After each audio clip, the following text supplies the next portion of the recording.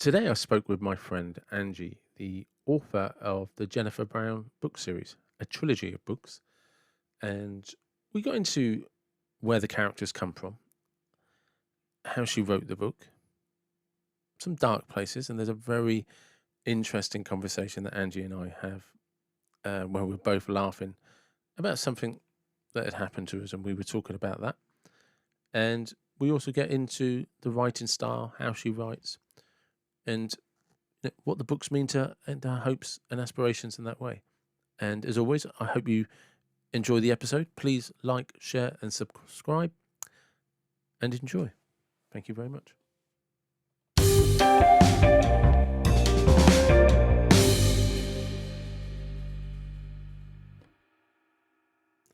Good morning. Welcome to the David Watson podcast. How are you?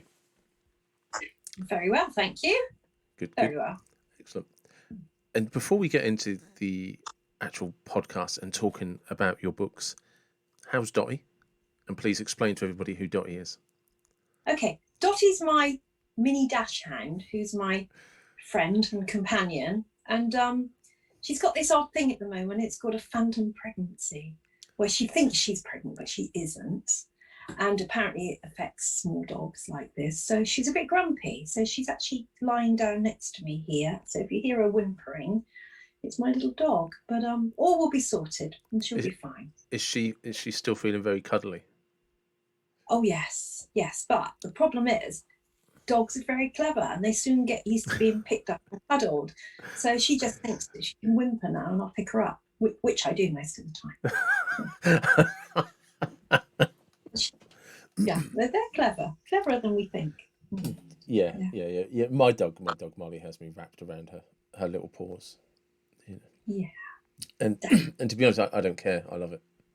I don't care either. It's like it's always the owners, not the dogs. But the dogs, they soon get used to more pampering, so that they're like a child. They want to be picked up.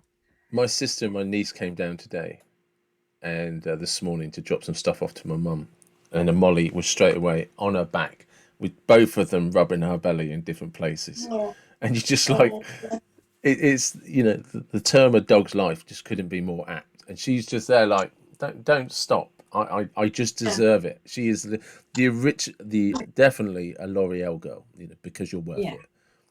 Absolutely, because I'm worth it. And she was all over that, and the indignance on her face when they stop because my sister has to take Lillian to school. I know, because they just say, "Hey, hang on, why are you stopping?" Yeah, but Dottie's a bit like that. She's good. She is. She's really nice. She's really nice. So, tell everyone about. You have 3 books, don't you? 3 books, but it's a trilogy. So they're all of. It's the same story, but carried on. On over 3 books. Yes. And who is the main character? The main character is Jennifer Brown, and it's based on my experiences. What's happened to me. Probably about 12 years ago now when I started this. But so her character is me.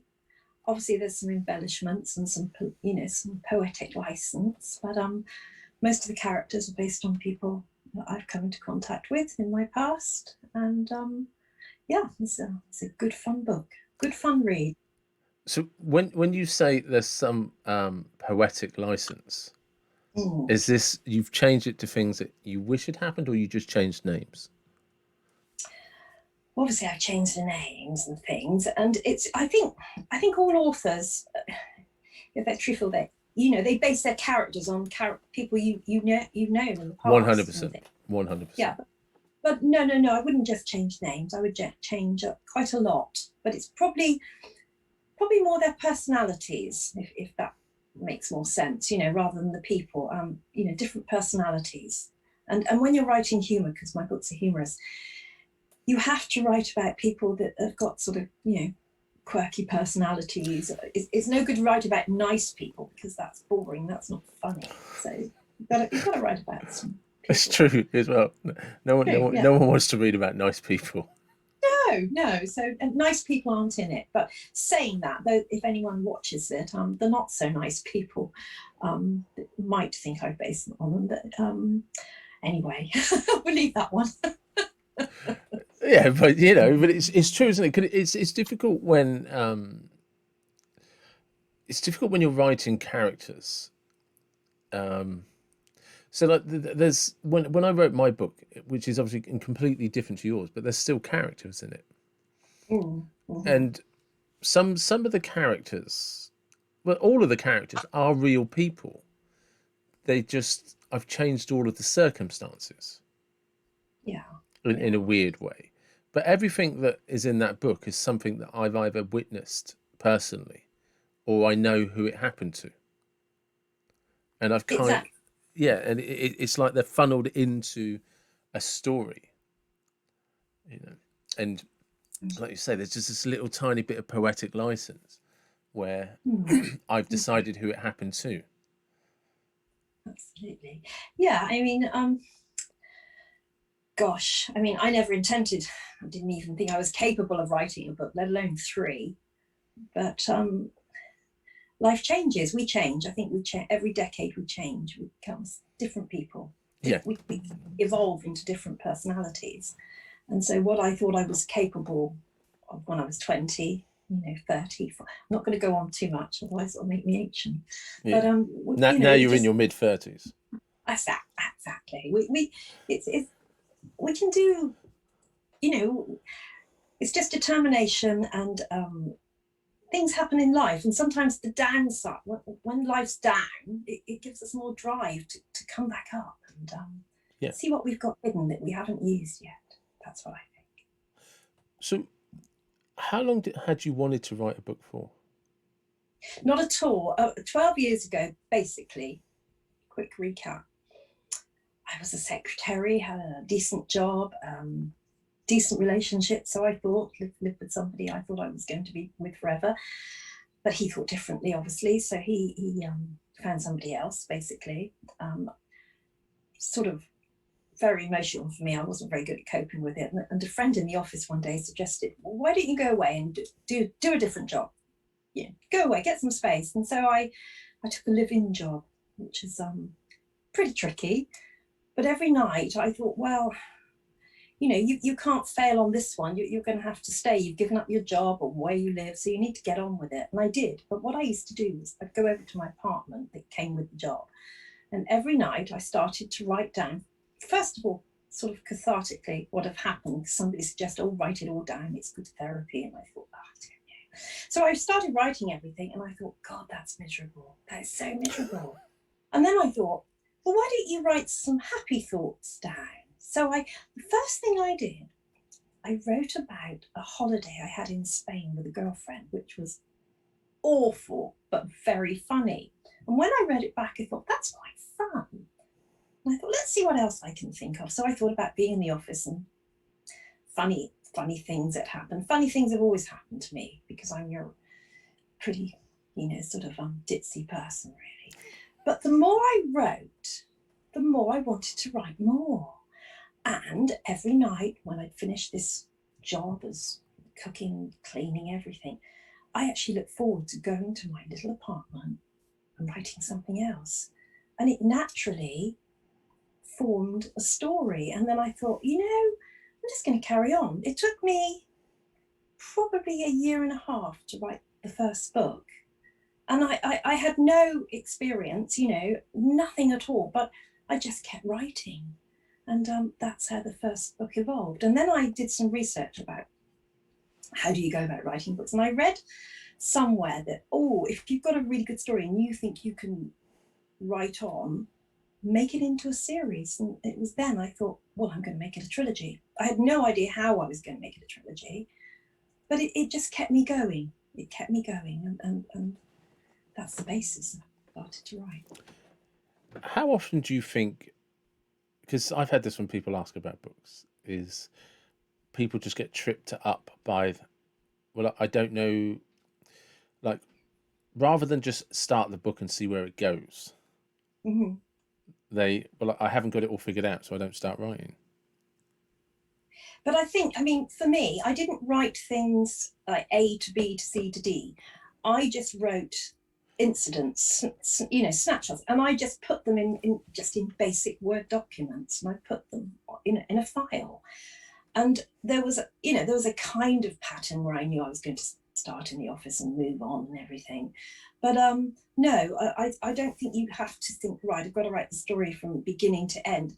Actually, I wrote the end of book one before I wrote the middle, if that makes sense. Yeah. Because and you get thoughts as you're walking along. I did most of my thinking when I was out walking. So I always had an iPhone with me or something. So I'd stop and write the thought down. Or I'd be driving and I'd pull over in the lay-by and I'd write the thought down, because when you're thinking of humor, especially, it's almost like a comedian. You're writing a joke and you need the punchline, and you have to write it down because you'll forget it later. Well, as I would. So that's how it came. A lot of my writing was in my head as I was walking along, and I probably look mad, but that's probably a really good analogy about the comedian, because obviously, quite often when you listen to comedians talk about jokes and writing, they often talk about, they already know what's funny, in terms of punchlines and stuff like that. But it's how they get you from the beginning, the middle, and the end. It's how they take you through the joke so they can deliver the punchline. Yes, and that, in a way, it's a bit like a book, if you want to say. You get the punchline before you write the joke, or you get the end of the book before you write the middle. It doesn't matter. I think everyone's different. Some writers probably say, God, no, you can't write like that. But I think you do what works for you. And humor is short and sharp. You can't drivel on. People want a laugh, and then they want to read a bit, they want another laugh. So, you've got to come up with the jokes. Yeah. So that's what I did. Yeah. And how often...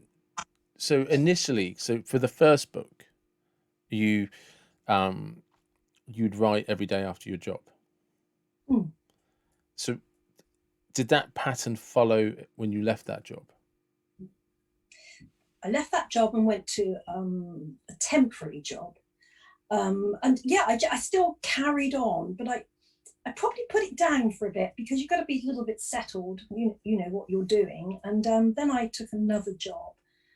And that was actually a great job. And I just carried on. It became a real routine. Every night, 10 till 12, get to the computer and write. Even if I didn't feel like it. Another thing about writing is discipline. So many people start off well and they think, yeah, I'm going to write a book. And then they get halfway and it's, whatever. But you've got to treat it as a real discipline, to get it done, I think. Yeah. Yeah, I remember when I wrote mine, it was, I can't remember who, I don't remember who said it, so unfortunately I can't credit him. But I remember somebody just saying, it didn't matter how often you did it, you just had to the discipline that you would put it, just like for me, I just put it in my diary. That I have 2 hours free that day and I'm writing. And whoever it was that I heard it in an interview or read it, I just would do that. I'd just turn up on that day, regardless of my mood, and I would write. And the important thing that person had said or written was, it doesn't matter when you finished. If you read it back and don't like it, and you delete it all. It's the habit of sitting down to do it, because sometimes you'll write something you really like, and other times you'll go back to it and you'll be like, no, that's not what that's not what I was trying to say. But it's, if you always wait until you're inspired, you'll never sit down to write. Absolutely. There are many parts that I found certain parts of my books really tricky to write. And I used to think, oh God, I've got to go back and I've got to do it. I've got to do it. And sometimes, I don't know, this is an odd thing to say, I never know what I'm going to write until I've written it. I don't sit at the desk and think, okay, right, I'm going to write that. But then I'll do something and I think, God, where's that come from? 100%, because I often would have just had a line, a sentence, or just an idea, and it might be in a memory or an event or just something that's popped into my head that I was thinking about. And it's tiny, it might only be a few words. Yeah. But I will then sit down and that'll turn into an entire chapter. Yeah. And then it gives you break. great satisfaction when you know you've written something really well. And you think, Yeah, because that's it really kind of well. just, it's, you kind of are just, for me at least, it was always just, oh, I'd have this concept idea, whatever it was, and I'd just make a note around that. And then when I sat down to write, I'd actually just, I'd either be exploring it or explaining it. Mm. Do you know what I mean? And I don't, Good. yeah, it is. That's probably the best way I can explain it. Is Mm. I was, whatever it was, I'd either be exploring that on paper, or I'd be explaining the, yeah, explaining it on paper, Yeah. and eventually that was a whole book. But like you, I already knew the end. Yeah, I knew the end. I must admit, I didn't know, to be honest, book one, of course, when you write your first book, you don't know if anybody is going to read it. And indeed, if they do read it, will they like it? Because you've no way of knowing. So then you think, gosh, how am I going? I was told by my editor not to give it to friends to read, Mm. because that's a tricky one. Because if you do that, you sometimes, a friend might say, oh, you need to change that. And you don't, because you have to stick with what you want to do and not what friends say. So I didn't give it to any friends to read. But what I did do when I first put it onto a download onto Amazon, I gathered book bloggers, book reviewers to read it for me, which they would do. You give them a free copy and they'll read it for you. And then you wait with bated breath to see the reviews when they come in. And they started coming in really, really well. And the more good ones you got, the more people would volunteer to read your book. So that was a good start. That kind of spurred me on, do book 2 and book 3. So that was helpful. How did you deal with the angst of, because you can get, you write it all down, you have it edited, and then you literally do have to let the baby go into the public.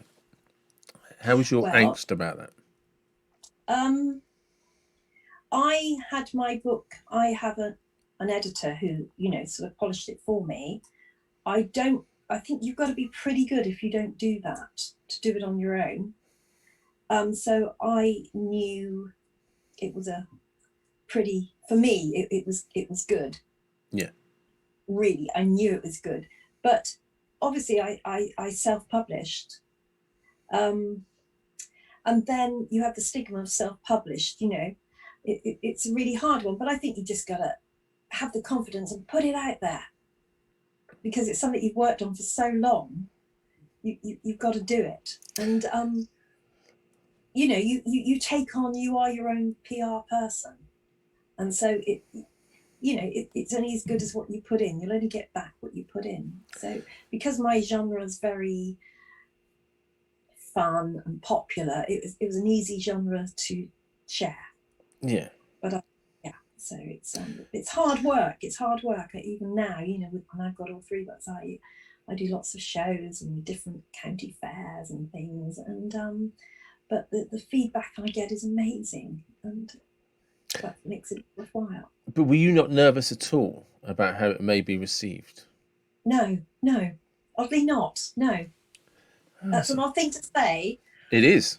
I knew it was good, and that I didn't mean to say. No, that's fair, because that's Yeah. honest, isn't it? Do you know what I mean? It's really hard to explain to people sometimes. It's just like, without trying to be too crude or blunt about it, but you just as well be fucking proud of your own work, because if you're Yeah. not, you can't expect other people to. That's the message in life. They always say, if you're not happy with yourself, Yeah. how on earth can you be happy in life? And maybe it's the same with a book. If you're not happy with your book, Yeah.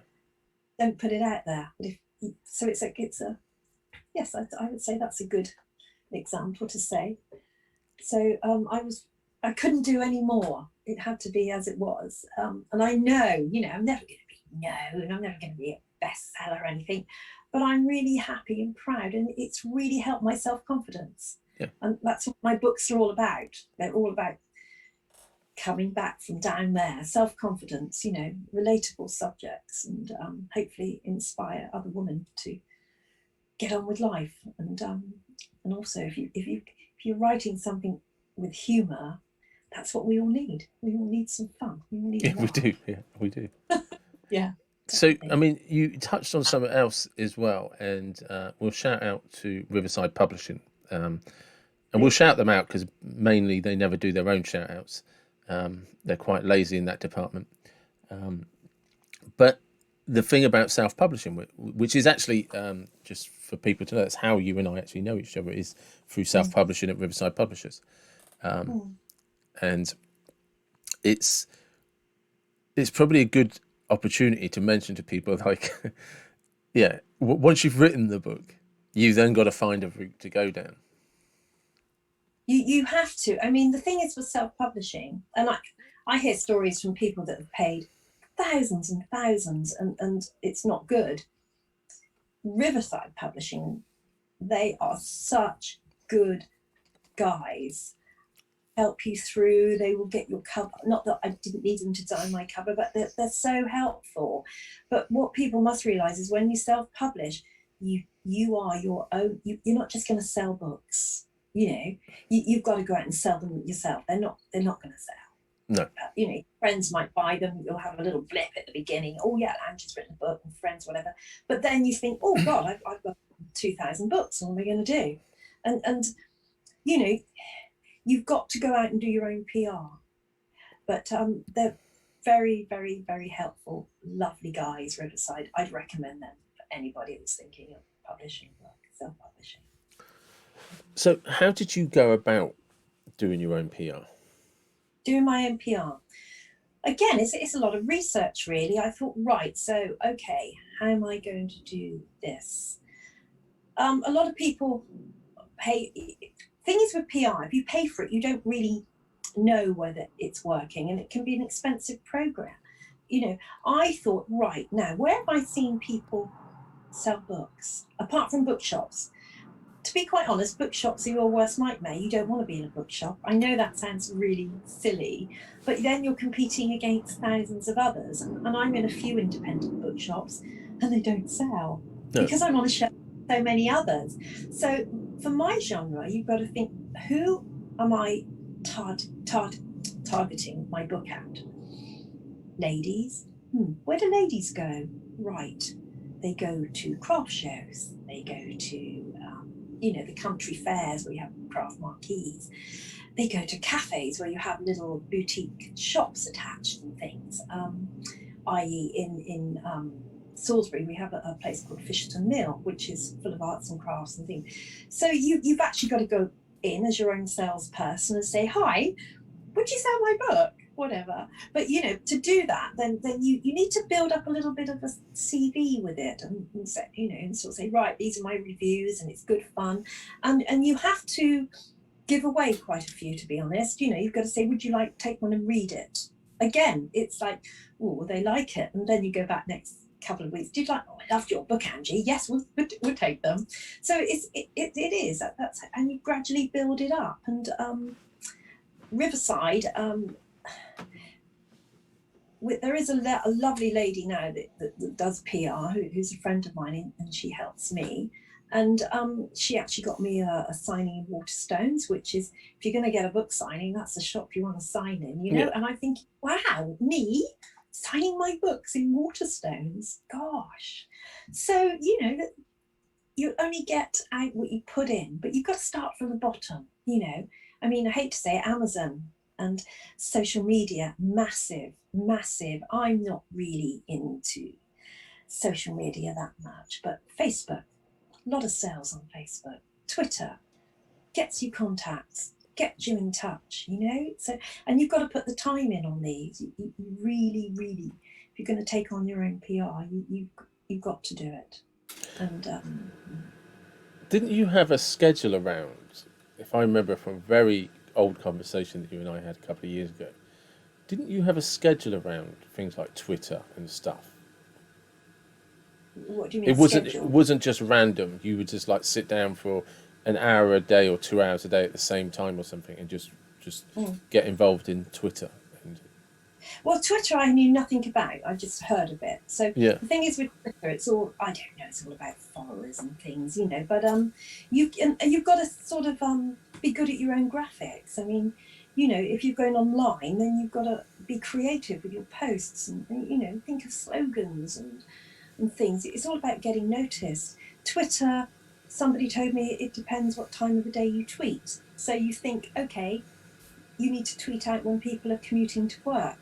Not that they're doing that now so much. yeah, Or there are certain times of the day that people look at their phones in a lunch break or a tea break or in the evening. So, you know, you can, it's all that sort of thing that makes a difference. But it still may not sell you books, but you don't know. You've got to try. And, you know, there are lots of people that self-publish and say, well, I've published all these books and I don't sell them. I think, but have you tried?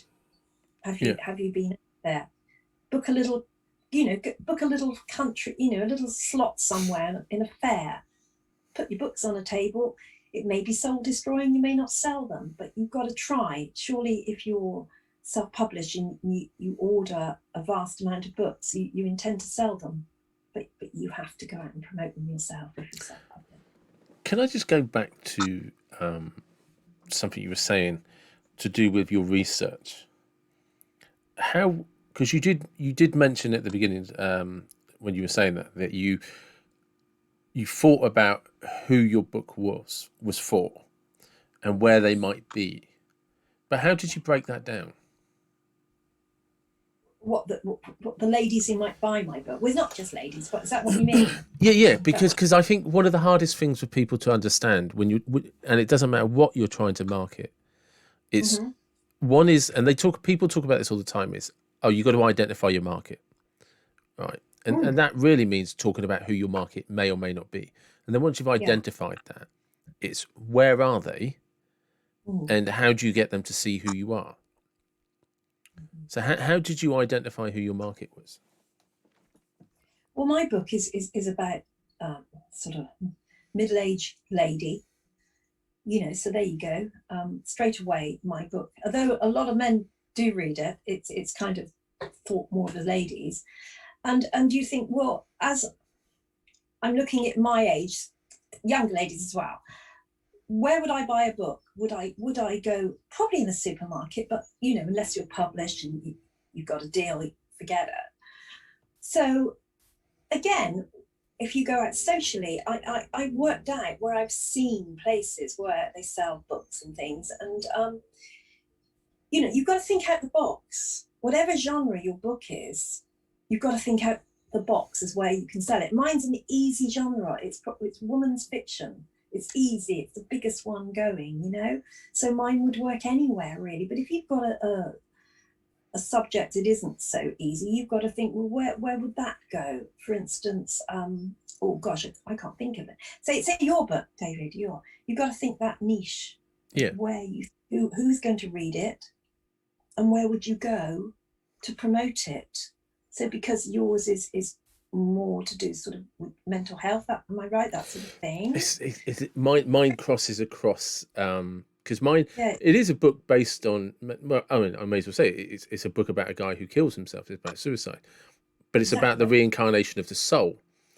So I Mm, kind of do something very awkward where mm, I've got a book about mental health because it's depression and suicide, but then it's the journey of life because his soul is about how the soul reincarnates, and it then kind of evolves into a self-help book. so that's going across several things, you Mm, see, isn't it? yeah. But have you ever gone out there and tried to sell it as a product? You know. Only in terms of advertising on Facebook and Amazon, Mm, which in terms of return on investment were next to zero. Um, and that actually just comes down to when you look into the complexities of marketing and algorithms. So for people that mm, don't know, if you're going to advertise on any platform, be it Google, Facebook, any of those things, mm, they do all have really good ways to target audiences. In fact, all of them are pretty much like for like, and they're fantastic. But it takes you about 3 months, maybe even 4 months, to identify what your target audience might be and who might actually purchase something. And the more money you have, the more information you can get back. And once you then have established who that audience may or may not be from the analytics, you can then target just people specifically, certain groups. And it's just a cash for volume process. And ultimately, once I had written the book and had put it out there, and a few people had bought it, and I got some excellent reviews, that kind of weirdly became enough for me. Because and partly because I realised even if I had £100,000 to throw at it, it probably wasn't going to be a bestseller, because it's it's not impossible. It's not impossible by any stretch of the imagination, but you are going up against famous people, famous authors, big budgets. I know, and I think with mine, I mean, I've had a few print runs and things, and for me, right at this moment, because I sadly lost my husband to cancer last year, my books now are kind of they're giving me more, it's giving me some drive to go out and do again, because every book I sell now, £1, is going to the Hospice at Home charity in Salisbury, because the ladies came out and they helped look after my husband, the last sort of month of his life. And so I've now got this extra drive to go out and sell more, because I've got a reason behind it, not just for the book, but for Brian's memory and to help the hospice. So I will now go on and probably, when I've sold them all, I'll publish more, because I've got a reason to do it.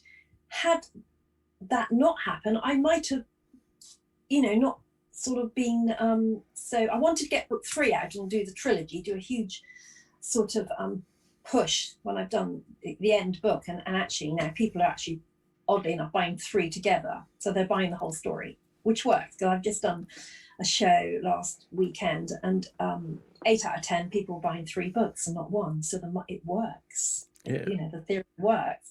But my drive is now to go on and raise some money for hospice. So I will carry on physically promoting my own book. Because you've mentioned that in a previous conversation you and I have, that when your husband Brian passed last year, you kind of, I'm not sure, I don't want to be clumsy with this, but it was kind of, you were able to take refuge in writing the last of the trilogy. Absolutely. When Brian passed away, a day before the first lockdown, it was an awful time, because he couldn't have a funeral or anything. So it was tough for me. I couldn't have family to grieve here, or friends, or, all that gone.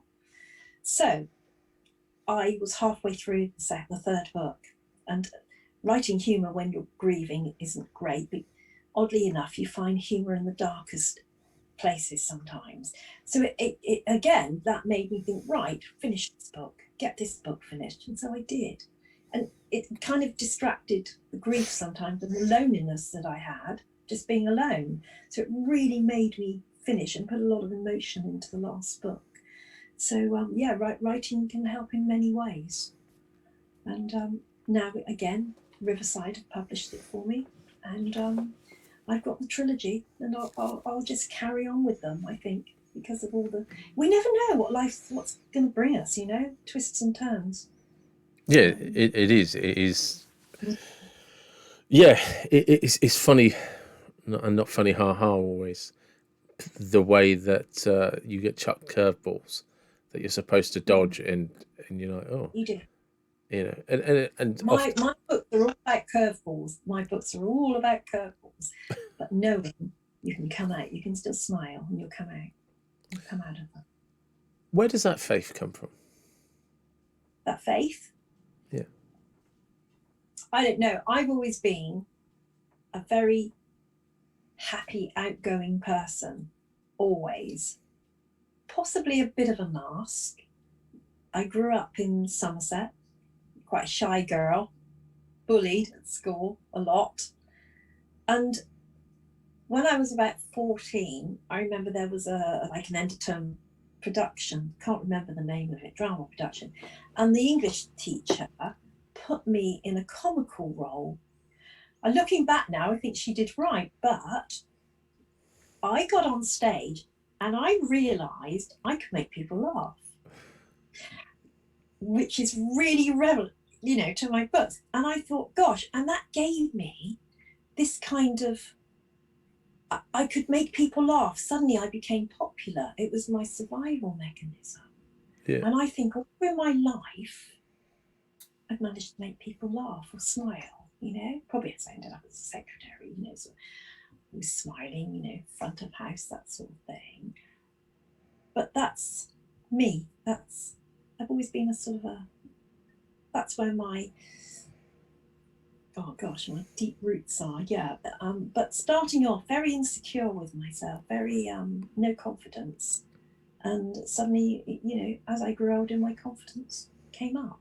And so when life hits me a curveball, somehow I just use my own mechanism and smile. I come out of it. But that's the thing, though, isn't it? Because you do come out of it. Is I'm fortunate, especially in the last couple of weeks. I've seen you and stuff in person, and you and I have discussed about what's gone on in the last couple of years since before lockdown, which was before I'd seen you last, and the last time I'd seen Brian. But you do have and this, because here's the opposite. Because I wrote a book about suicide. Do you know what I mean? Yeah. Did you see what I mean? It's like polar opposites. So it's and in a sense, it was a reflection of how I did nearly kill myself, because I wasn't able to pull myself up. I mean, I did, but it was because I did nearly kill myself, and I just like. Go on. Do you remember our conversation? Yeah, I know. Yeah. No, I must tell you, I'll just say this on I got so low once. Yeah. I break up my relationship. I stood at a bus stop and I thought, right, all it would take 2 steps out on that road and I could end it. It's an odd thing, awful to think about, but the funny side of this was I thought, okay then. So I went to step out. Whether I would have completely, I don't know, but I thought about it and I went to step and the bus stopped. And the driver said, "You getting on, love?" And I said, "No." "Oh," he said. So then I suddenly thought, I can't even do this because I was at a bus stop. So every time I would have tried to step out and kill myself, the bus would have stopped anyway. So and I walked away and I laughed about it and thought, yeah, that's typical. You can't even kill yourself without doing it, So. One of the reasons I'm laughing so hard is not just because of the fact you were still at the request bus stop, but I remember when you and I were talking about this in your kitchen, and you're telling me about your potential suicide story. I'm telling you about mine, while we're sitting there drinking coffee and eating your sponge cake, Victoria cake, laughing about the fact we nearly, that we'd had these dark thoughts. And that had nearly taken a terrible turn. And it was just, as you were saying it again, I was reliving the humour in the kitchen, and I could still see it there with the fork, eating your homemade Victoria sponge. Like, oh yeah, no, I get. Actually, it was coffee cake. I tell a lie. And then I had shortbread. So lucky, you had Victoria sponge last week. It was Victoria sponge last week, and it was yeah. And for anyone listening to this. Sorry? Yeah, it just shows you, we're there talking about really dark times. This is what I'm saying. We found the humour. Yeah. In them, there's humour in it. And just on a side note, sorry, for anyone else that does invite me round for things, coffee, cake is it's Victoria sponge, anything like that. A standard's been set and you are being judged. But yeah, you're right. It's just we was, I just remember how much we were laughing, and just actually how surreal it was because of the topic we were talking about. Yeah, and it's a very, very deep topic. But like I said, we can find after the event, you can find humour in your most darkest moments. Yeah. And yeah, and here we are. And here we are. And that's probably then a great place to stop. But before we do, could you actually mention the name of your books? Yes, I've got some. Oh, look, I'm only at my office. So I've got some here. Hang on, I'll just show you. This is the most recent one. This is the end. Yeah. Oh, here we go. Book. It's nearly coming up. So Jennifer that's Brown, Jennifer Brown, The Manor Born, To the Manor Born. That's number 3. I don't think I've got number 2s up here, but this is the first one. Jennifer Brown's Journey. Yes, that's my first book, and there's one in between that. So it's the trilogy of the Jennifer Brown, of Jennifer Brown, and it's available through Amazon, Waterstones. Yes, though you can order them from Waterstones and different places, but to be honest, I think I've got a website which is Jennifer Brown, www.Jennifer Brown's Journey, or just Google me and whatever. And I tend to ask people to contact me, and then I will personally sign them and post them out. Oh, fantastic! That's the way it works best. I get lots of things, lots of requests. Okay, and I will make sure those links are in the bio, and that everybody knows. And so anybody that contacts you directly can have a personal signed book. Absolutely, yeah. That's what I do. I sign them and post them out. Okay, and if you ask really nicely, she'll put in a Victoria sponge recipe. Oh God, yeah. I'm not sure that'll post very well, but. No, not slice, just the recipe. Oh, the recipe. Oh, that. Yeah. No, that's great. Thank you very much. Talk to you. Take care. Have a good day. And you.